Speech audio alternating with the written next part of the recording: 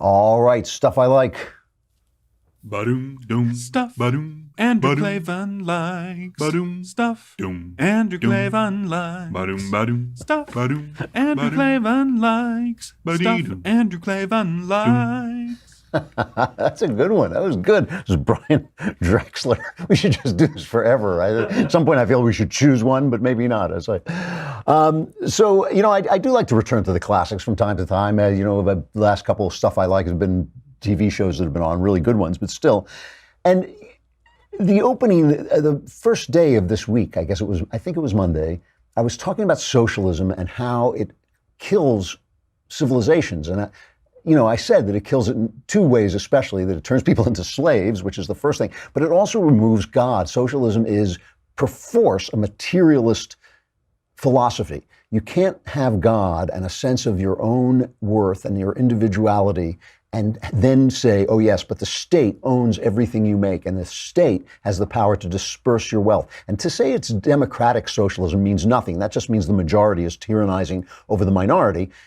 To say that what a person does with his time, which is his life, right? What he does with his life belongs to him. His property belongs to him because his property is an outgrowth of his life and his time. His money belongs to him. And when I said that it removes God and that destroys civilizations, I saw people online just like raging against me. Some of them said stupid stuff like, well, what about the Romans? The Romans had gods. They had different gods, but they were still gods. And I didn't say which God you had to have, although I think it does, of course, make a difference.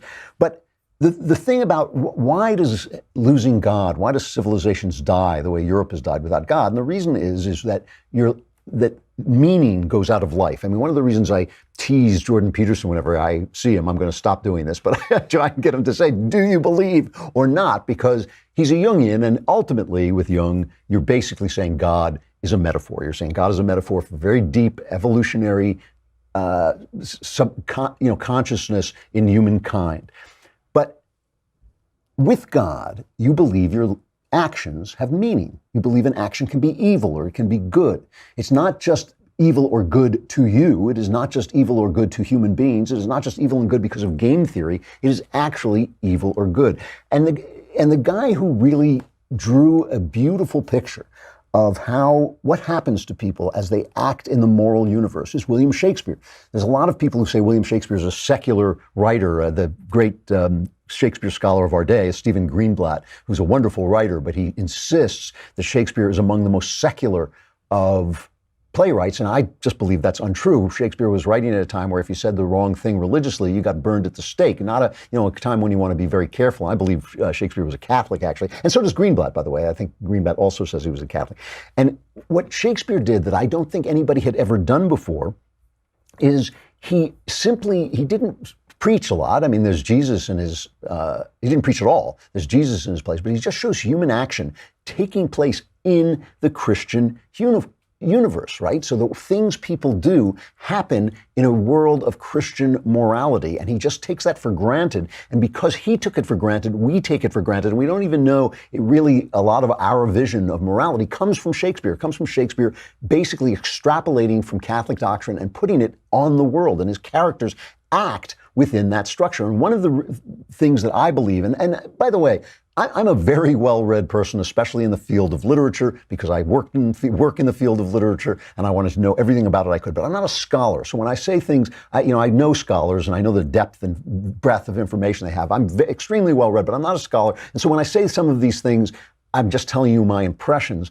But I cannot think of a villain who exists before Shakespeare, who does the things that Shakespeare's villains do, and then suffers because of them the way Shakespeare's villains do. So for instance, let's take two of his villains, Richard III. Richard III in Shakespeare, we don't know about it in history, but it seems in history to some extent too, kills his way to the throne. And we first see Richard, he first comes on stage in his play after it's the War of the Roses, and one of the long periods of war has ended, and that's where he comes out and says, now is the winter of our discontent, right? He's talking about winter of our discontent, made glorious summer by the son of York. So his side has won for a while in the War of Roses.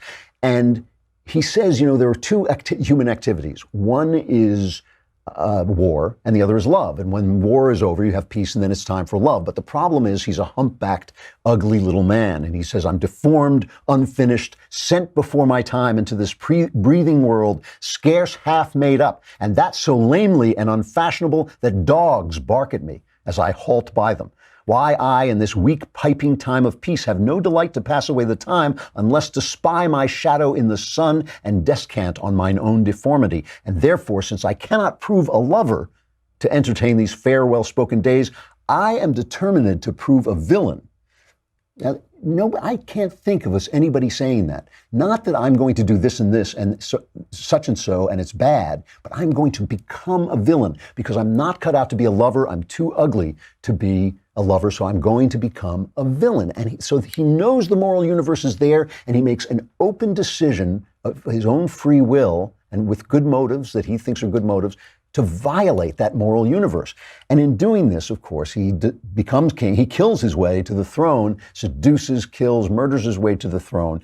And then finally, when the revolt comes against his tyranny, he's waiting for this final battle, the battle where he's going to be killed, Bosworth Field, and suddenly all his victims come back to him. So in knowing that he violated the moral universe, he becomes conscience-ridden, and all these dreams and ghosts come back to him. They all have the same message for him: despair and die. That's what they say to him. His wife comes back. He's murdered his wife. And his wife comes back and says, Richard, thy wife, that wretched Anne, thy wife that never slept a quiet hour with me, now fills thy sleep with perturbations. Tomorrow in the battle, think on me and fall thy edgeless sword, despair, and die. And he wakes up and he cries for Jesus. He says, have mercy, Jesus. Soft, I did but dream. O coward conscience, how dost thou afflict me? So knowing that the universe is there and violating it, he becomes conscience-ridden, and his conscience ultimately undoes him, and he dies a terrible death on the field of Bosworth. So that's one way in which Shakespeare is depicting us living within not a free world, not a free space where we can act any way we want, but a world in which our morality comes back and pays us back, even if it's only in the mind. He gets haunted by ghosts, and there's some question about whether Shakespeare actually believes in these ghosts. We think of them as psychological entities, but he may not have. But the other villain is Macbeth, and Macbeth does more than Richard III. He doesn't recognize the moral universe at all. He does, but his wife doesn't. And because his wife basically takes him over and guides him to murder his way to the throne, she violates nature in Shakespeare. Shakespeare had no problem with depicting women as wiser, smarter, funnier, more efficient and competent than men. He's often did that. Portia in The Merchant of Venice, he often depicted women. But he recognized that women had different natures than men and were set up to do different things. But Lady Macbeth rejects that. She calls on spirits, meaning demons really, she says, come you spirits that tend on mortal thoughts, unsex me here and fill me from the crown to the toe top full of direst cruelty. So in other words, women are not as cruel as men, but she asked to be filled with direless cruelty. And she says, take my milk for gall. And later when she's talking to Macbeth, she says to him, you've heard the phrase, the milk of human kindness. That's still something we say, right? This comes from this play. And she says to Macbeth, I fear thy nature. It is too full of the milk of human kindness. In other words, you're too womanly. You two have too much of the nature of a woman. Let me be the man here, and I will take this over. So when they come to Macbeth and they tell him that his wife has died just before his final battle, it's not just conscience that comes to him. The entire meaning of life vanishes. The entire world becomes a nihilistic universe without meaning. And it's one of the great nihilistic speeches, nihilistic coming from the phrase, the term meaning nothing. It's one of the greatest nihilistic speeches in all of literature, written by one of the most moral writers in all of literature. So he gives this beautiful speech to Macbeth as he's about to die, finding that life has meaning. I'll read this to you. I think we need some dramatic lighting. I'm going to really deliver this speech here. We'll get. I'll even do my Macbeth accent, although he's Scottish. I can't do Scottish. I'll come as close as I can go. This is Macbeth after he has heard that his wife has died, who has moved him to one murder after another. Love the lighting. Excellent. He says, tomorrow, and tomorrow creeps in this petty pace from day to the last syllable of recorded time. And all our yesterdays have lighted fools the way to dusty death. Out, out, brief candle, life's but a walking shadow, a poor player that struts and frets his hour upon the stage and then is heard no more. It is a tale told by an idiot, full of sound and fury, signifying nothing.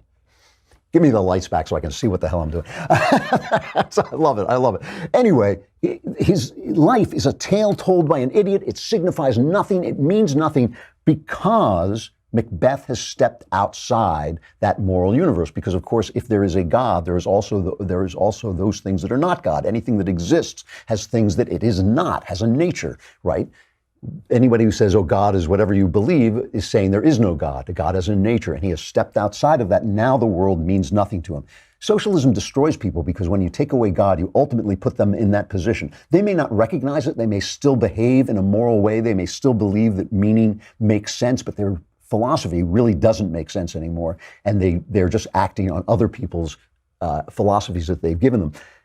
But think about it in your own life. When you have this feeling, oh, life is meaningless, is it because you have stepped outside? You have created that meaningless life. When you are hounded by conscience, and the left is always saying to you, don't make me feel guilty. Why are you shaming us? You're slut shaming us. Well, it's not me. It's not me. It is because you have stepped outside this moral web and gotten caught in that web. And if you are like Richard III and you know the moral web is there, you will be haunted by conscience. If you are like Macbeth and you have tried to shed it entirely, you will find a world that is meaningless. What then happens when you act within the moral framework? I would argue that then that is where you find the joy of life. The Klavanless weekend is upon us.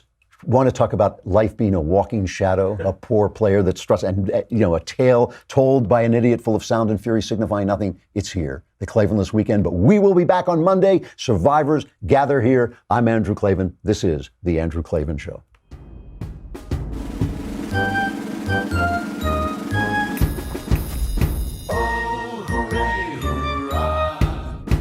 The Andrew Klavan Show is produced by Robert Sterling. Executive producer, Jeremy Boring. Senior producer, Jonathan Hay. Our supervising producer is Mathis Glover. And our technical producer is Austin Stevens. Edited by Emily Jai. Audio is mixed by Mike Cormina. Hair and makeup is by Jesua Alvera. The Andrew Klavan Show is a Daily Wire Forward Publishing production. Copyright Forward Publishing 2018.